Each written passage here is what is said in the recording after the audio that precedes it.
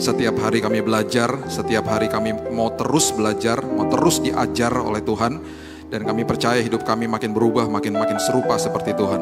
Terima kasih Tuhan, kembali pada malam hari ini Tuhan, Roh Kudus yang berbicara kepada kami, teduhkan hati kami, dan berikan kami pengertian, pewahyuan, dan refreshment daripada Tuhan. Kami pulang nanti diubahkan Tuhan. Terima kasih Tuhan, di dalam satu nama Yesus Kristus, kami berdoa dan mengucap syukur. Kita sama-sama katakan, amin. Haleluya. Silakan duduk, shalom. Oke. Wow. Bagus ya lightingnya. Oke.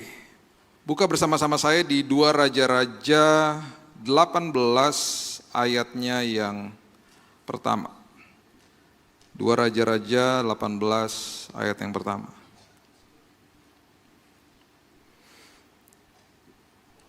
Hizkia adalah seorang raja di Israel, dan Hizkia adalah raja yang berkenan di hati Tuhan. Dan Hizkia adalah raja yang waktu menjabat di umur yang ke-25 tahun, dia menghancurkan banyak berhala, dan dia kemudian mengambil keputusan untuk mendirikan kembali ibadah di dalam Bait Allah.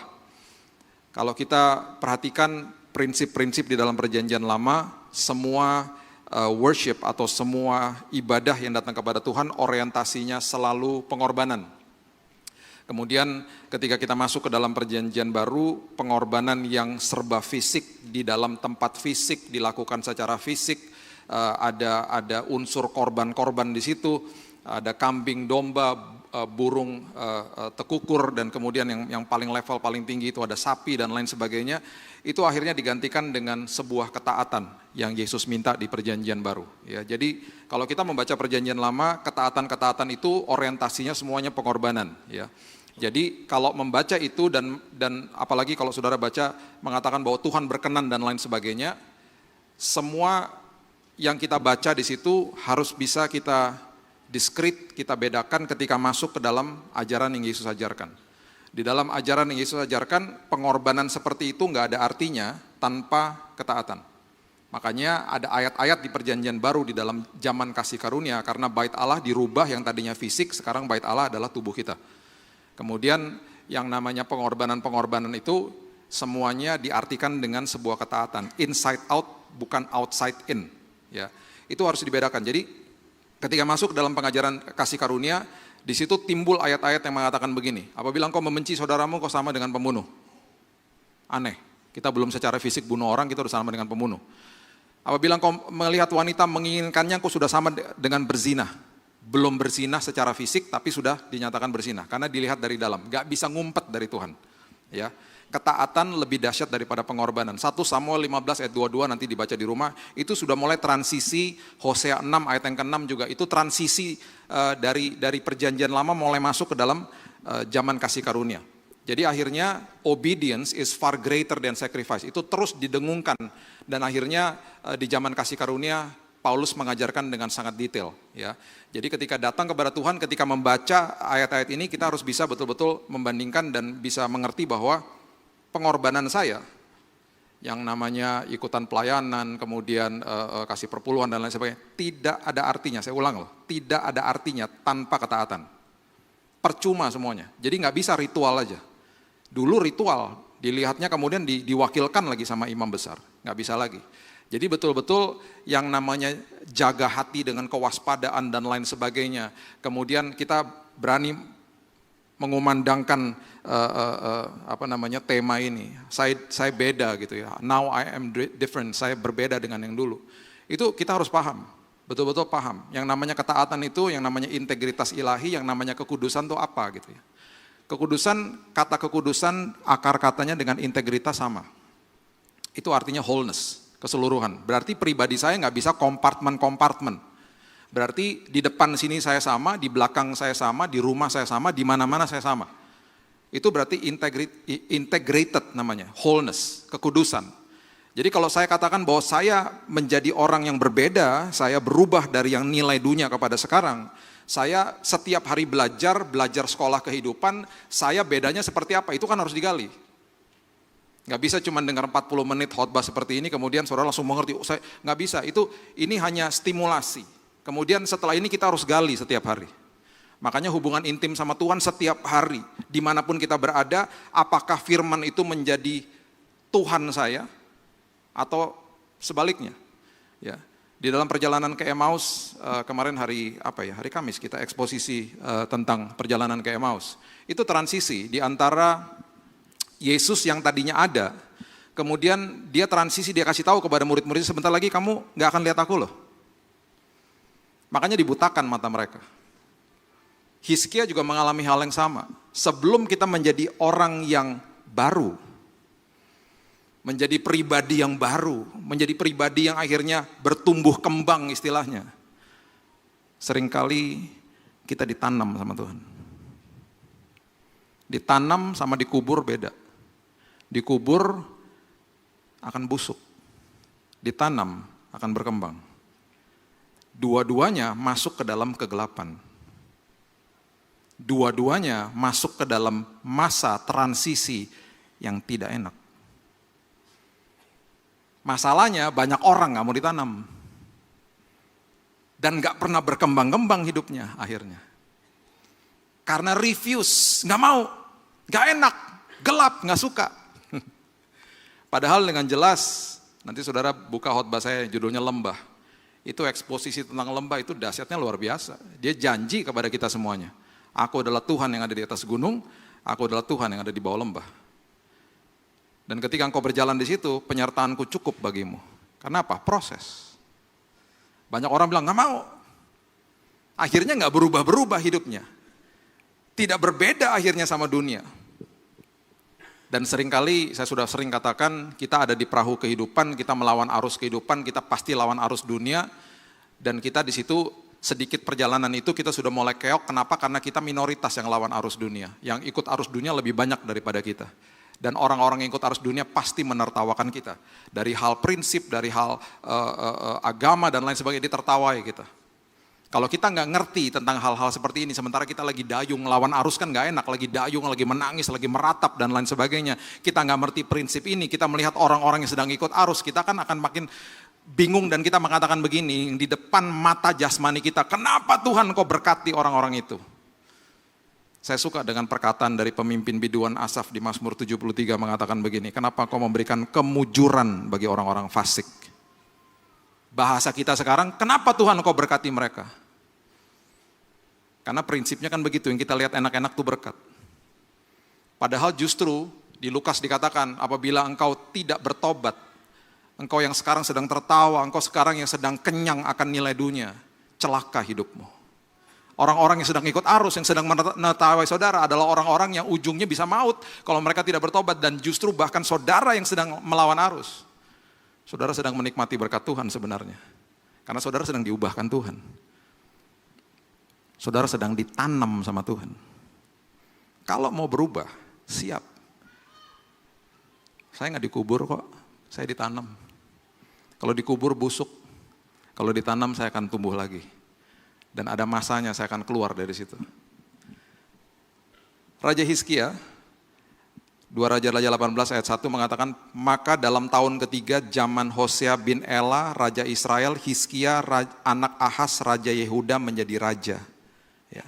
Ayat yang kedua mengatakan, ia berumur 25 tahun pada waktu ia menjadi raja, dan 29 tahun lamanya ia memerintah di Yerusalem, nama ibunya ialah Abi, anak Sakaria.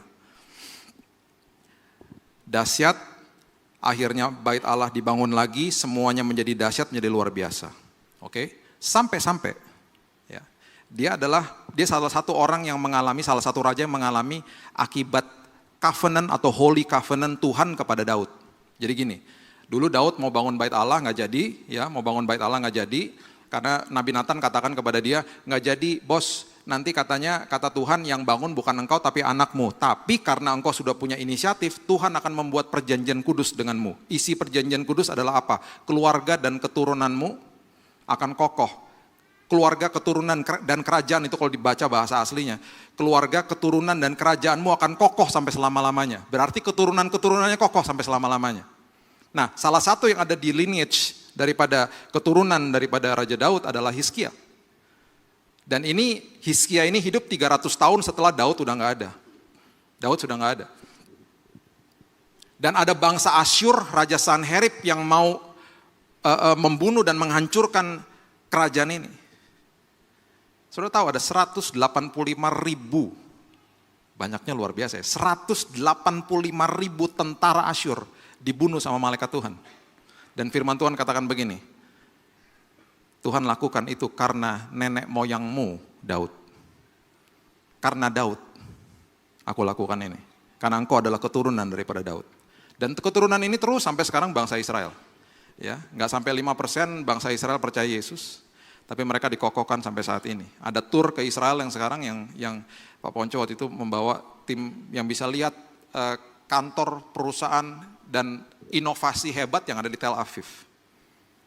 Bukan sekedar lihat holy sites, tapi lihat inovasi yang mereka lakukan di sana. Ya, kita sering berpikir bahwa teknologi lahir dari Jepang, Korea, Cina, enggak juga. Dari sana prosesor dibuat dari situ kok. Mereka nggak mau terkenal, namanya nggak perlu kelihatan, tapi yang penting dapat royalti. Yang menguasai perbankan dunia mereka. Padahal jumlah populasinya cuma 0, sekian persen dari dunia. Tapi kok 20% dari pemenang Nobel itu orang Yahudi. 20%, bayangkan. Menguasai ekonomi dunia, menguasai perbankan dunia, menguasai sistem keamanan dunia.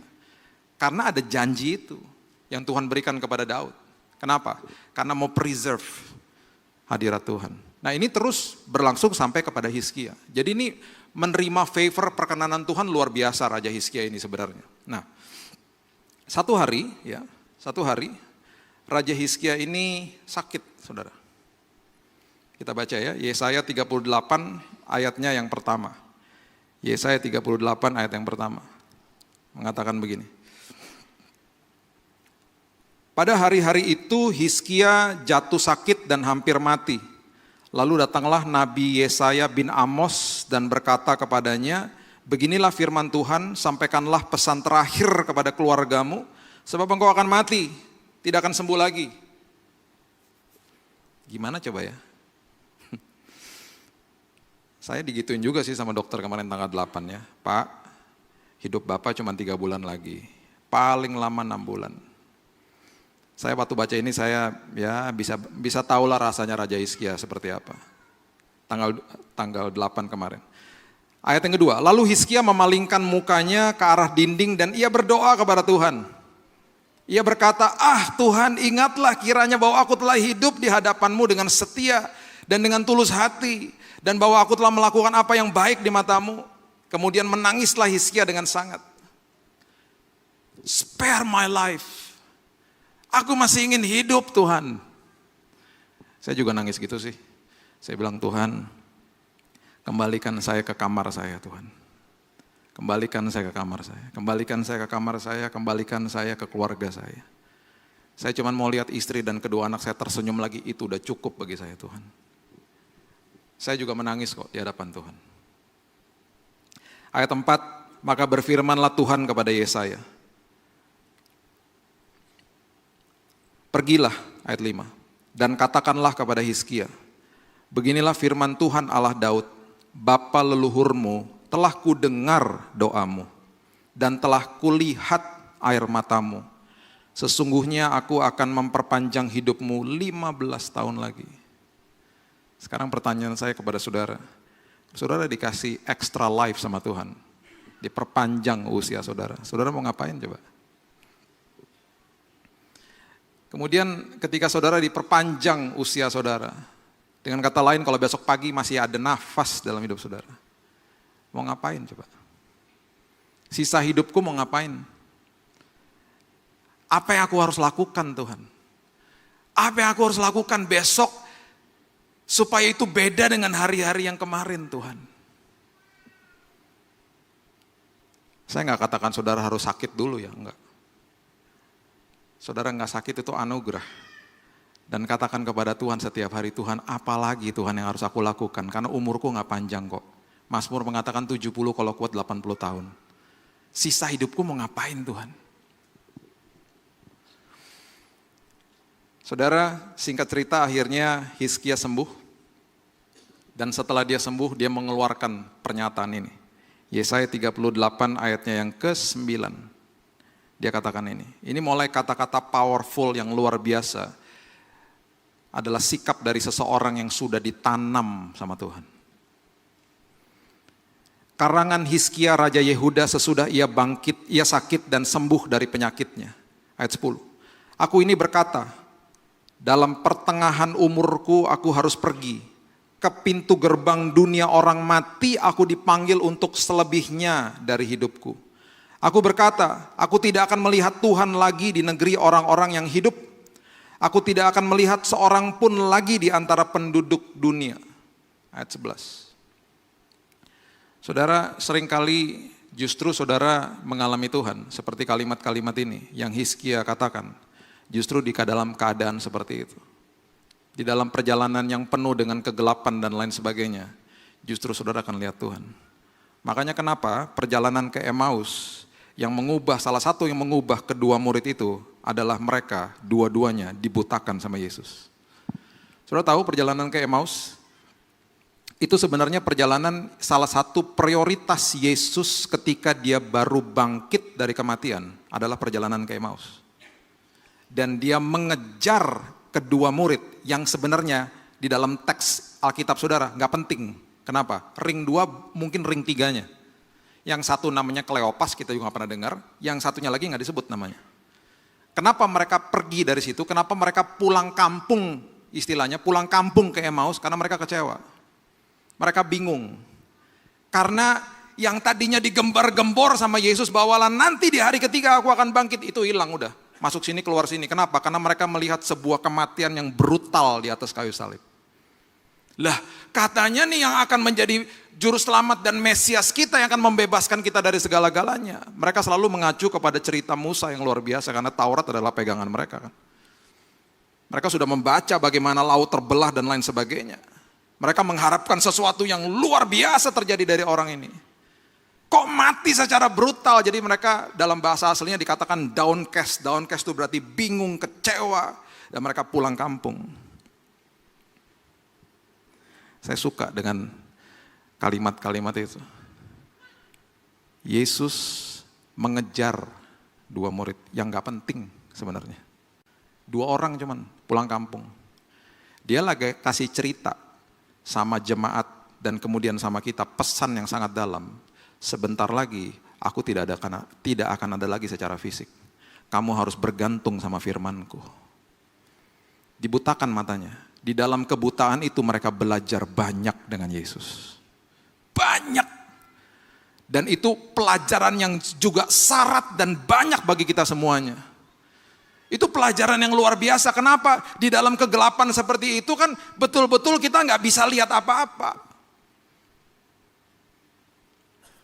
Kita hidup di dalam zaman yang betul-betul post ascension namanya. Kenapa dia harus naik ke surga? Kalau dia nggak naik ke surga, dia tidak akan menjadi Tuhan yang maha hadir. Omnipresence. Saya waktu jelaskan kepada kedua anak saya, waktu mereka masih kecil-kecil, kan harus ceritanya harus seru. Kamu tahu nggak? Kan mereka tanya, kenapa harus naik? Saya bilang gini, kamu tahu nggak waktu Yesus naik, dia tiba-tiba ada di mana-mana. Wow, terus mereka gini dua-duanya, wow. Omnipresence. Kalau dia masih ada secara fisik di sini, kita semuanya nunggu jadwal khotbahnya dia bisa 5 tahun. Dia keliling-keliling kemana-mana. Bipro mengundang dia 5 tahun, nanti yang mana 5 tahun lagi kan muter mana-mana, Yesus. Sekarang karena dia naik ke surga, langsung jadi maha hadir. Ada ribuan ibadah pada saat ini, dia hadir di semua tempat. Dia hadir dalam setiap kehidupan saudara. Dan dia lagi ngajarin sama kedua muridnya, dibutakan matanya. Kamu belajar ya, sebentar lagi yang kamu harus hadapi dan kamu harus lakukan bergantung sama firman-Ku. Aku gak ada, sebentar lagi kok gak ada. Makanya Yohanes mengatakan begini, aku adalah firman, firman adalah aku. Jadi ketika saudara baca firman, saudara harusnya tahu dan mengerti bahwa itu tulisannya dia. Sampai-sampai 2 tahun lalu di yayasan kami mengeluarkan buku judulnya Perkataan Yesus. Supaya mengajari jemaat, supaya jemaat makin mengerti bahwa ini loh paling tidak kalau kamu gak suka baca Alkitab, bacalah buku ini karena di sini semuanya tulisannya Perkataan Yesus semua. Jadi kita minta izin sama lembaga Alkitab, kita bilang oke, semua yang tulisan merah di Alkitab kita masukin ke buku ini. Paling gak ini deh kita baca.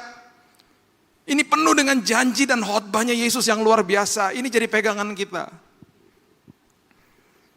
Berapa hari lalu, 2 minggu lalu maksud saya antar anak saya ke sekolah. Dan saya kalau pagi profesi saya supir ya, supir pribadi anak saya. Saya antar dia. Dia bilang, Dad, gak usah antar sekolah hari ini, antar ke GOR. Ya, ada olahraga. Oke, antar ke GOR. Kemana kamu pergi? Dia dianterin. Tenang aja, antar. Lagi nganter, sampai udah deket, dia bilang gini, Dad, nanti kan on the way pulang, Dedi kan lewat sekolah aku. Tas-tasnya aku Dedi bawain ya, drop di sekolah. Oke, bos. Bos kecil. Karena berat, dia bilang, oke. Udah, saya drop di GOR, olahraga, saya on the way pulang, saya drop, kasih ke satpam. Belum sampai sekolah, istri saya telepon.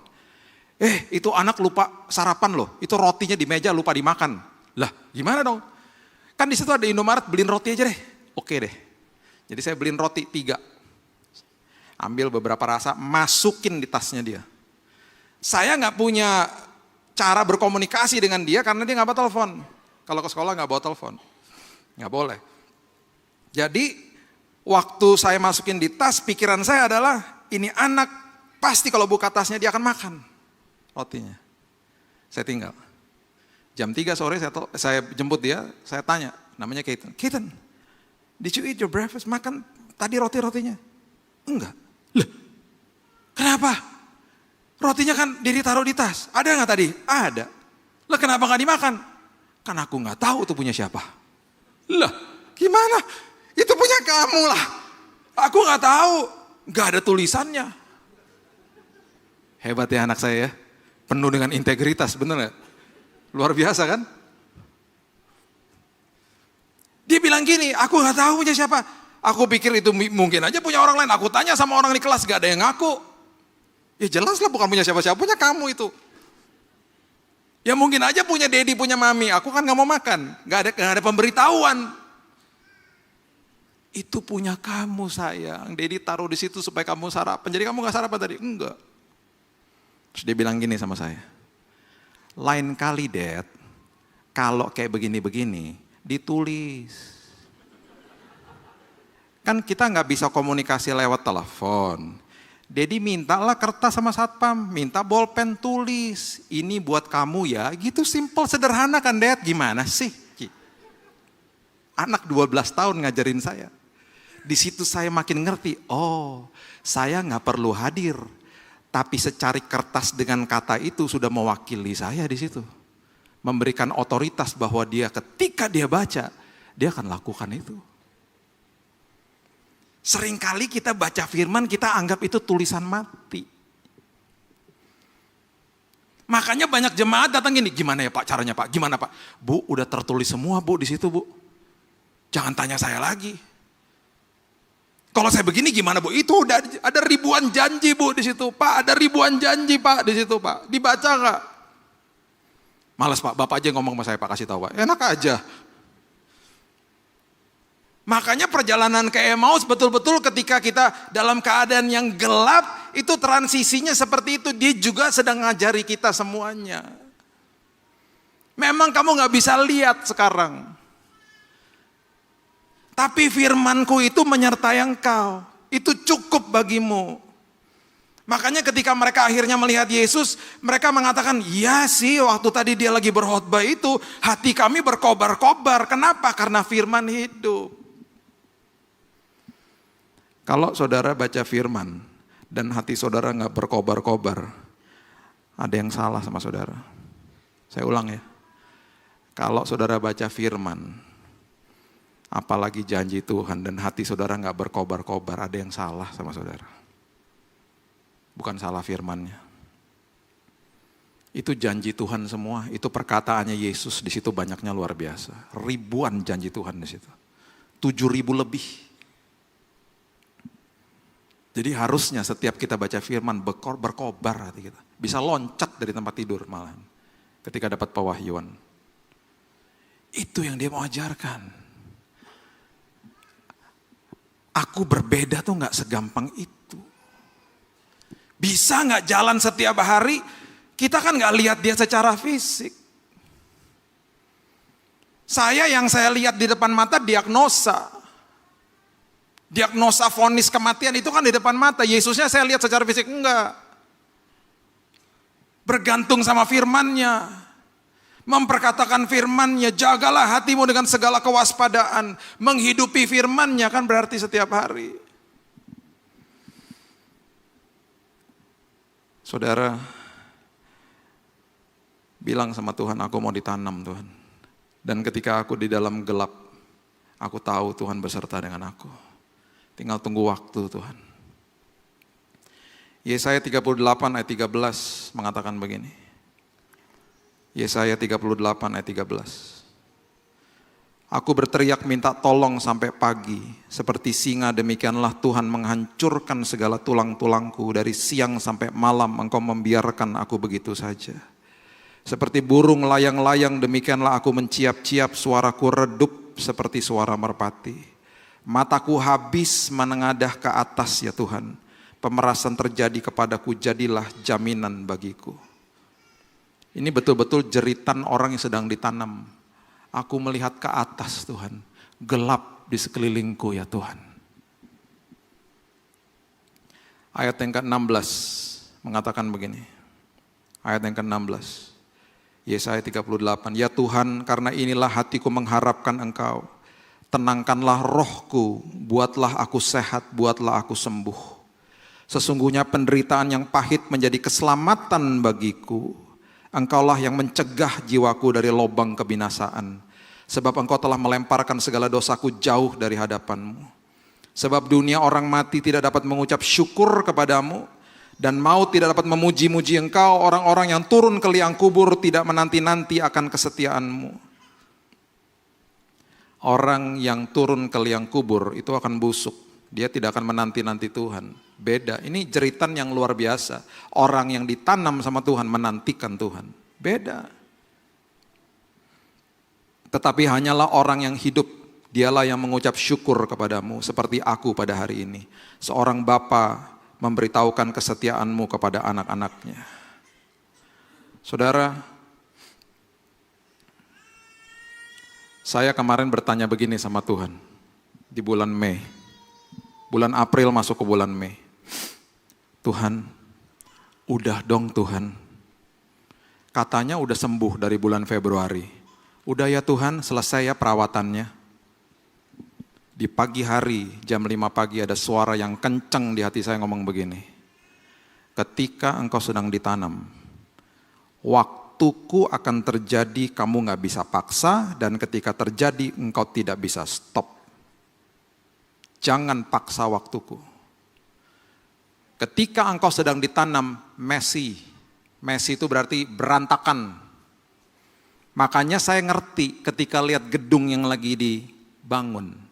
Di Jakarta sekarang sedang dibangun gedung namanya Tamrin 9, 350 atau 380 meter nantinya, 70 sekian tingkat, menjadi gedung tertinggi di Indonesia sebentar lagi.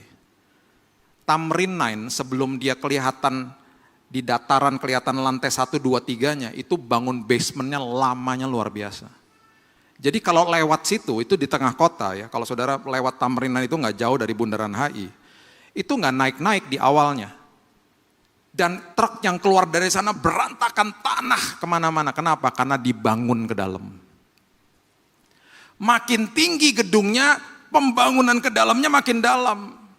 Dan gak keluar-keluar, gak kelihatan-kelihatan. Kita lewat di sana, mana kata gedung tertinggi, kok gak beres-beres nih kayaknya. Mandek nih kayaknya proyeknya nih. Enggak juga, ternyata berlangsung terus. Karena mau jadi gedung yang paling tinggi, yang paling megah, yang punya nanti punya 3 observation deck, bisa lihat seluruh Jakarta dan indah lampu-lampunya kalau malam, itu dibangunnya lama basementnya.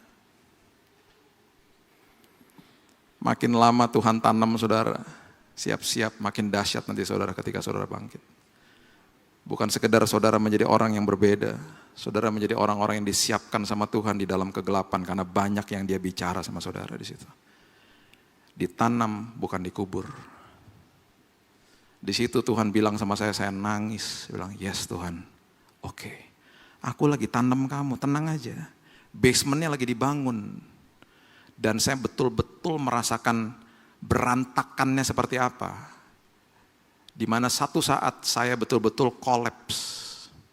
Saya pernah kolaps di bulan Januari hampir mati. Di bulan Mei ketika sudah dinyatakan sembuh, tetap aja ada hari-hari yang saya kolaps. Hilang. Karena drop darahnya lagi. Karena akibat di kemo. Satu hari saya bangun, saya nggak sadar tiba-tiba saya pingsan di dalam kamar saya tanpa ada satupun orang di situ. Nggak ada yang antisipasi karena dropnya cepat tiba-tiba. Suster nggak ada, dokter nggak ada, istri saya nggak ada. Ketika saya drop, kemudian saya mulai kolaps. Saya berjalan di dalam pingsannya saya, memory lapse namanya. Karena saya punya keinginan mau ke toilet, mau kencing, buang air kecil. Di saat waktu saya bangkit, susternya bisa masuk ke kamar persis pada waktunya. Saya tanya sama dia, suster kok tahu? Waktu dia cerita sama saya setelah saya, nggak tahu Pak, saya tiba-tiba lagi di pantry, lagi duduk di situ karena suster saya waktu di Jakarta itu nggak boleh masuk kamar lain, cuman kan kamar saya steril, cuman dia boleh masuk kamar saya, keluar dari kamar saya harus tunggu di ruang tunggu, di pantry-nya dia di depan kamar saya. Saya tiba-tiba Pak, lagi duduk tiba-tiba dia yang bangkitin saya dan saya langsung jalan ke kamar Bapak. Itu bukan jam di mana dia harus cek saya. Jadi dia melihat saya sedang jalan dalam mata yang tertutup.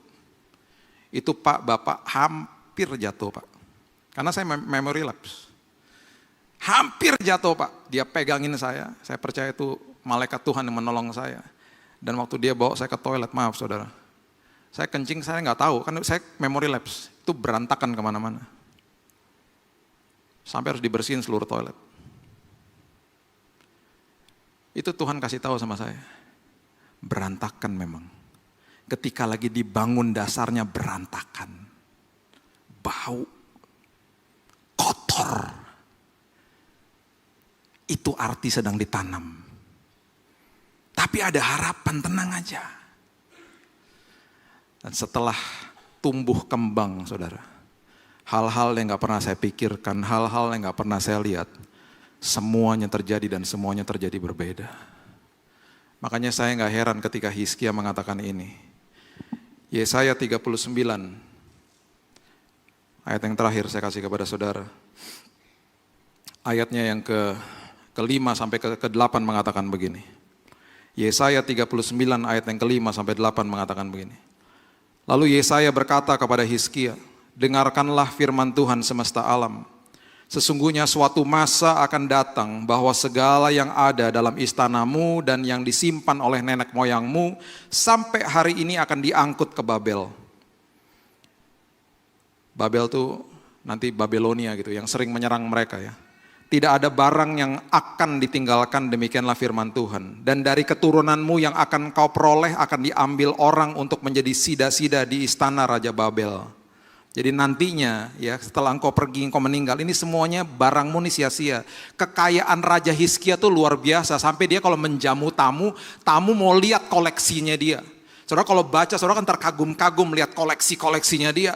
Tamunya diperlihatkan nih kehebatan, karena memang Tuhan memberkati dia dengan hal-hal seperti itu, menitipkan hal-hal seperti itu. Perhatikan ayat yang ke-8, ayat terakhir ini. Hizkia menjawab kepada Yesaya, sungguh baik firman Tuhan yang engkau ucapkan itu.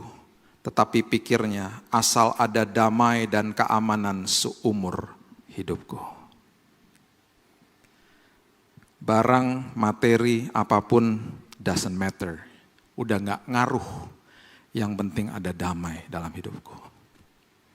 Ketika saudara diubahkan, hal-hal duniawi dan yang namanya pikul salib akan terjadi sama saudara. Pikul salib gak bisa kita rencanakan dan kita mau lakukan tanpa ada proses. Gak bisa. Pikul salib artinya stauros. Stauros artinya mati. Jadi jangan pernah kasih kesaksian ngomong begini. Aduh hari ini saya mau pergi pelayanan, saya lagi flu, jemaat ya. Tadi waktu saya mau berangkat, motor saya bocor bannya, jadi saya nentengin motor sampai ke tempat ibadah. Saya flu dan saya betul-betul hari ini mengalami banyak kesulitan, tapi gak apa-apa, saya lagi pikul salib. Enak aja. Gak bisa, itu bukan namanya pikul salib. Pikul salib dagingnya mati. Kalau mati gak bisa marah, kalau mati gak bisa tersinggung. Mau coba aja datengin melayat orang teman yang sudah meninggal. Saudara mungkin ada masalah sama dia dulu, coba tegur dia. Dulu aku gak suka sama kamu. Apa katamu? Bisa bubar yang melayat, ya kan? Orang yang mati gak bisa ngapa-ngapain. Itu artis Tauros tuh itu. Jadi akhirnya saya menemukan titik itu di bulan-bulan Juli kemarin. Bangun pagi, tiba-tiba lihat atap di atas, ngucap syukur. Tiba-tiba ada pikiran nanti siang bisa makan, ngucap syukur. Tiba-tiba ada pikiran, wow, istriku dan kedua anakku tersenyum. Udah cukup Tuhan. Dagingnya makin mati, makin nikmat rasanya. Saya sampai berpikir, wow, kok beda ya aku sama dulu ya. Kok makin mati ya. Tuhan bilang gini, itu karena kamu ditanam. Karena kamu being planted. Ketika kamu ditanam ada harapan yang luar biasa. Aku sedang menggodok engkau, bangun basement. Berantakan memang, gak enak memang. Tapi ketika tumbuh nanti, bukan sekedar engkau diberkati, orang lain pun diberkati, menikmati buahmu. Itu saudara. Saya ini koleksi pesawat saudara. Pesawat mainan, jangan kaget ya. Kaya banget tuh hamba Tuhan, buset. Saya punya 300 pesawat, mainan, jangan kaget ya, mainan. Saya punya airport, ya, mainan juga, jangan kaget ya, airport, mainan semuanya ya. Saya koleksi lah, setiap bulan dulu suka beli gitu ya. Saya suka, karena itu juga investasi, jadi cuma dicetak 100, nanti kalau dibeli dalam waktu 2-3 minggu atau 2-3 bulan naik 2 kali lipat harganya. Jadi boxnya gak boleh hilang. Sesama kolektor bisa saling menjual-jual. Saya suka pesawat soalnya. Di hari ketika saya pulang ke rumah, saya liatin pesawat saya di lemari. Tiba-tiba WhatsApp masuk dari supplier saya. Pak, udah sembuh ya? Puji Tuhan Pak, gini.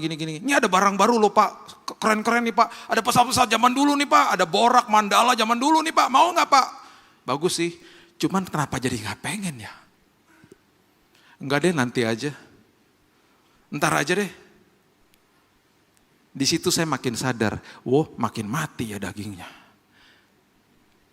Saya nggak salahkan saudara mau punya apa-apa ya, bukan terpulang, tadi cerita itu khotbah nggak boleh punya apa-apa, nggak boleh koleksi apa-apa, enggak, terserah, nggak apa-apa. Cuman maksud saya, yuk kita belajar kalau mau jadi beda tuh berarti bedanya apa? Beda di dalam dunia ini kita berbeda, tidak ikut nilai dunia itu maksudnya. Dan itu nggak gampang. Jadi ini betul-betul tema yang luar biasa dan berat dan memang harus dilakukan. Ini tantangan sebenarnya gitu loh. Nasihat saya cuma satu. Ketika saudara ada di dalam gelap, sedang transisi, sedang ditanam, ngucap syukur aja sama Tuhan. Ngucap syukur aja. Bilang terima kasih Tuhan. Lagi berantakan, lagi gak enak Tuhan, gak apa-apa Tuhan. Kalau nanti tiba waktunya, aku gak bisa paksa, aku gak bisa stop. Ketika terjadi. Ketika aku tumbuh kembang, semuanya terjadi yang luar biasa. Dan aku percaya di titik itu Tuhan, Tauros terjadi, mati dagingku Tuhan. Dan kenikmatan demi kenikmatan aku akan cicipi di dalam Tuhan. Saudara, Saul buta 3 hari. Buta, semuanya dibawa ke dalam kegelapan dalam tanda kutip. Keluarnya jadi pemenang, keluar lagi jadi orang-orang luar biasa. Saya percaya dan doa saya, saudara diubahkan Tuhan. Kita semuanya makin berubah. Ketemu lagi bulan depan, 2 bulan lagi, setahun lagi, semuanya terus makin berubah. Menuju kepada serupa dan segambar seperti Tuhan. Berikan tepuk tangan kita untuk Tuhan kita. Terima kasih Tuhan.